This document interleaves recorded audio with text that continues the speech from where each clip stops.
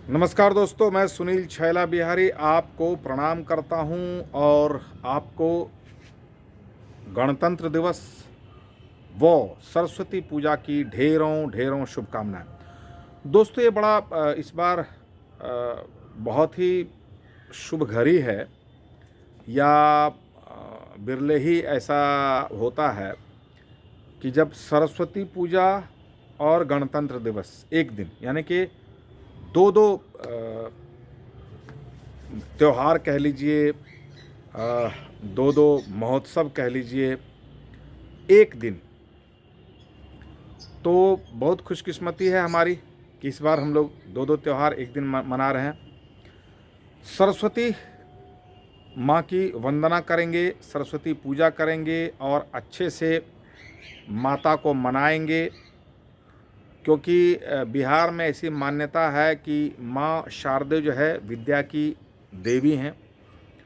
ऐसे माँ शारदे की जो पूजा होती है विद्या की देवी के रूप में, ये मुझे लगता है कि हमारे बिहार, उत्तर प्रदेश, झारखंड वगैरह में, बंगाल में होता होगा तो पता नहीं, लेकिन पूरे देश में विद्या की देवी के रूप में माँ सरस्वती को शायद नहीं पूजा जाता है। लेकिन कई लोग शारदे भवानी भी कहते हैं, यानी कि शारदा को दुर्गा का रूप भी मानते हैं। जैसे कि मैहर वाली जो मैया है वो शारदे भवानी है। और मैहर वाली मैया के सबसे बड़े भक्त थे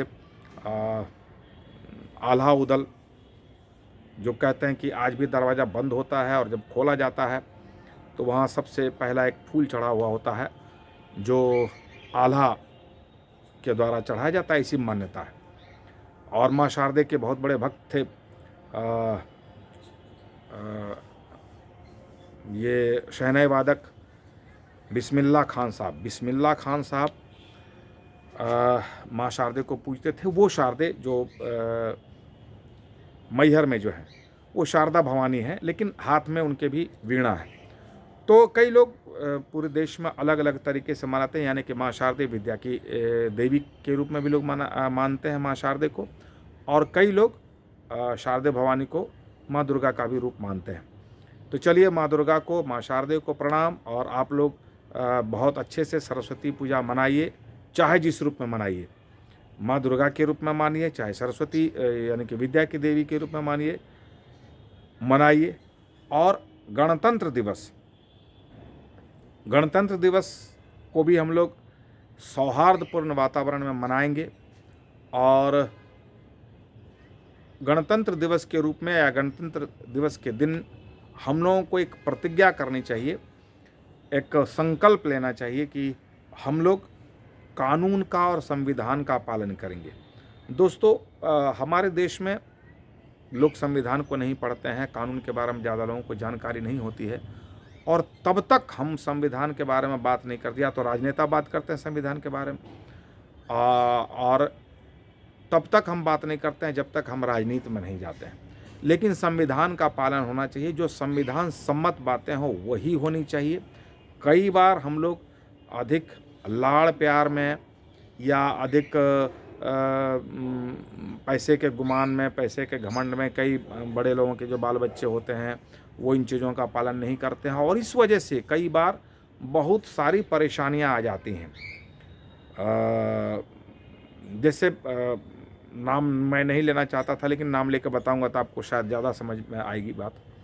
संजय दत्त साहब जो फिल्म स्टार थे, अब वो सुनील दत्त साहब के लड़के थे, उनको ज़्यादा कानून संविधान के बारे में मालूम नहीं, जानकारी नहीं थी, और उन्होंने कुछ गलत लोगों के संगति में आकर उन्होंने AK-47 खरीद लिया। गन वन का शौक़ रहा होगा, इसलिए AK-47 खरीद लिया, और उसकी वजह से बाद में इतनी परेशानी हुई कि उनको जेल यात्रा तक करनी पड़ी।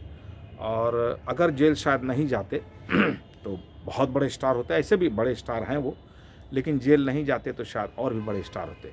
ऐसे बाद में जब उनको सब कुछ समझ में आया तो बाद में उन्होंने कानून का बहुत ही ज़्यादा पालन किया, जिसकी वजह से उनको सज़ा में छूट भी दी गई। यानी कि जितनी की सज़ा हुई थी उतना वर्ष उनको जेल में नहीं काटना पड़ा, उससे पहले उनको छोड़ दिया गया, क्योंकि उनका जो ये रहा व्यवहार रहा बहुत अच्छा रहा। तो लेकिन लेकिन वहाँ से एक सीखने की आवश्यकता है कि चाहे आप कोई भी हों, पढ़ाई लिखाई के चक्कर में हम लोग खास करके बुरा नहीं मानिएगा, हम बिहारी लोग हैं, हम बिहारी लोग कानून तोड़ना अपना अधिकार समझते हैं।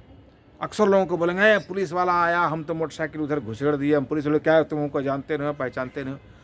लेकिन जानते हैं, कभी भी समझदार लोग, पढ़े लिखे लोग या कानून का पालन करने वाले लोग ऐसा नहीं करते हैं।